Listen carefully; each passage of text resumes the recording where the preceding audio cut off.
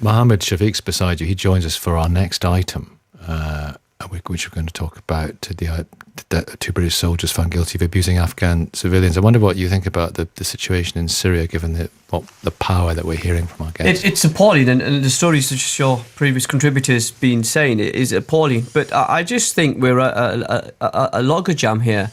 We've seen the use of chemical weapons. We've seen Hezbollah fighters also involved now as well, and we see Iran as well as other Arab countries, arming the opposition. And it's very difficult. The United Nations report yesterday was that the opposition are as guilty of human rights abuses as the government. So it's really, really tough. I would support military action carried out by the Arab League only, sanctioned by the United Nations. I don't think it's appropriate or would help us if we have Western forces in another Arab country. Paul, what do you think? Yeah, no, I quite agree. I would never call to put Western forces in. I think what should have been done many years ago now is the example of what happened with the Kurdish situation in Iraq, a no-fly zone and a safety buffer on the Turkish border. I'm just wondering, there were efforts over the years to bring in Assad from the cold. Remember that famous press conference with Tony Blair, and Assad turned around and said, well, what is terrorism? Is the French resistance, were they terrorists and all that stuff? And Tony Blair kind of got his fingers hurt and all that one. There are other dangerous it is if you don't have a visa to go in and actually try and show any side of. How do you get over what you've seen? How do you deal with it in your head going on? I think with this one, I think the writing helped. I just went through every part of it, so there was nothing left blocked in my mind, nothing to come back and bite me in a year or two. Paul, thank you. Okay, cheers. Mohammed's here from the Ramadan Foundation. We're also going to be joined by former Lieutenant Colonel Lincoln Jopp, former commander of troops in Afghanistan. Hello. Hello, how are you? Hello, sir. Very well. Right. Was a military court right to protect the identity of two British soldiers found guilty of abusing Afghan civilians? The men were sentenced to a court-martial yesterday, one for indecent conduct towards a child, the other for racially abusing an Afghan man. What do you think, Lieutenant Colonel? Well, firstly, I just want to head back to Paul's interview. I spent 24 glorious hours with Marie Colvin, escorting her around Helmand and introducing her to Afghans when we were there in the summer of 2010. She was now a standing journalist, and it's a huge loss. On the specific question you asked, I think it's as a general rule, a really bad idea for the identities of people convicted of crimes to remain a secret. And the judge advocate in this case admitted that. He said it would usually be wrong to make such an order, but he said that he was prepared to do so in this case in response to very specific circumstances, non-specific grounds. And so I don't know whether he was given a threat assessment particular to this one, but it would seem to suggest that the specific grounds he was referring to was that, and that he was prepared to keep their identities a secret in this case. And we should respect that. Well, I think so. I mean, if that's what the judge advocate has ruled in this case, I think that he's obviously caught between the dual responsibilities of justice being seen to be done, but also a duty to care for the individuals in this case. Yeah.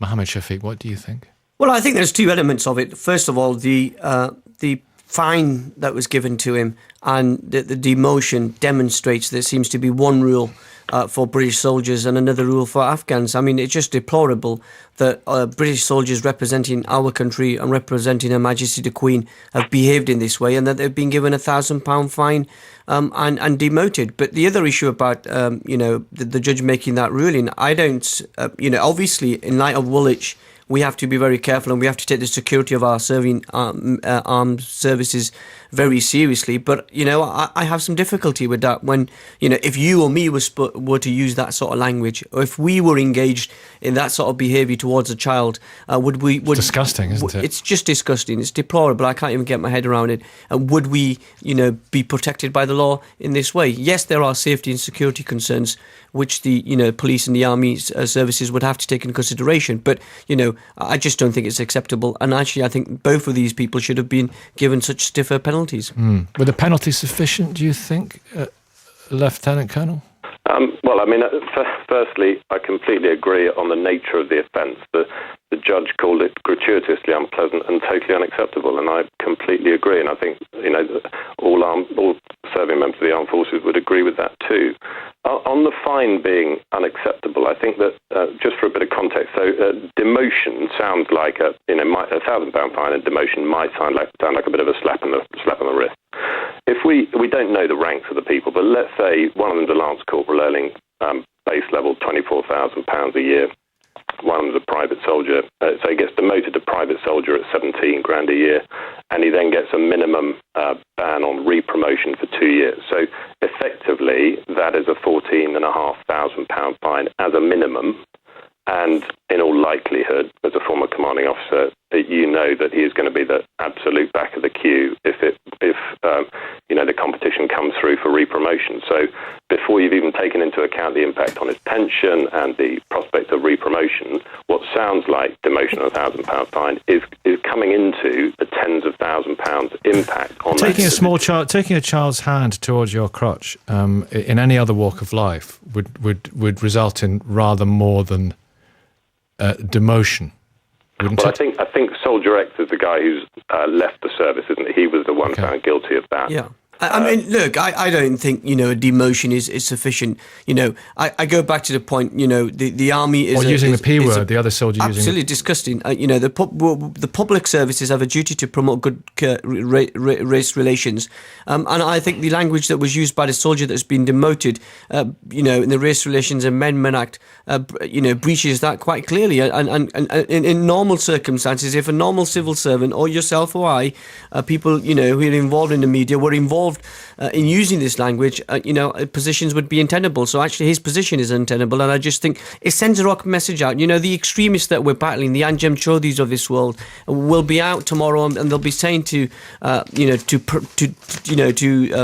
brainwash young Muslims in saying that there seems to be one rule for British soldiers and one rule for Afghans, and then we must not fall into that trap.